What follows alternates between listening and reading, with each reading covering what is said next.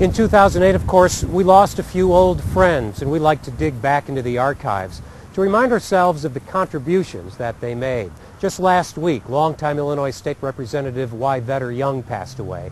She was a real advocate for East St. Louis, Illinois. I remember a conversation I had with her years ago. I thought I was talking about a project that was history. She straightened me out. It was called the Old Man River Project, a self-contained covered city for 125,000 people to be built across the river from St. Louis. This was an early concept. It later evolved into a model of a crater-shaped structure that would be covered by a dome 1,000 feet high and a mile across. The main proponents seen here in a 1970s public affairs show are now gone. Engineer Buckminster Fuller, dancer-activist Catherine Dunham, proponent Richard Pollock, and Representative Young. Fuller and Catherine Dunham developed a friendship. They're both being on the faculty down there in Carbondale at Southern Illinois University. And when Catherine Dunham moved here, I think in about 1968, then she contacted Buckminster Fuller and asked him to come here and look at the egregious situation in reference to the physical environment and propose some alternative solution. Buckminster Fuller is best remembered as the father of the geodesic dome. The climatron at Shaw's Garden is an example of this structure whose basic building blocks are triangles, joined together to create a dome that needs no internal supports.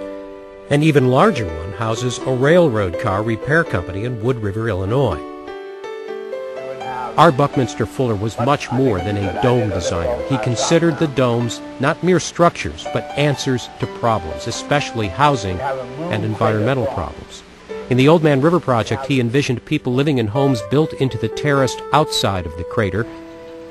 The portion facing inside would be shared community space. And the innards would contain everything economically, socially, and technologically that a city needed to exist and sustain itself. This was the 1970s, and Fuller's domed city was addressing growing concerns about air pollution, clean energy, recycling. It was all here. And while many people considered it interesting and thought-provoking, they didn't take it seriously.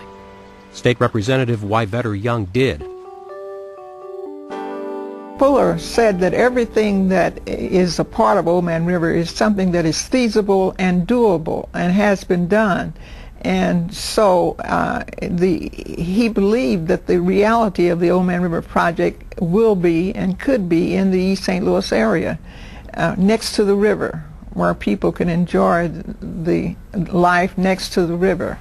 And so I don't think he considered it as an academic exercise, and I know I don't consider it an academic exercise.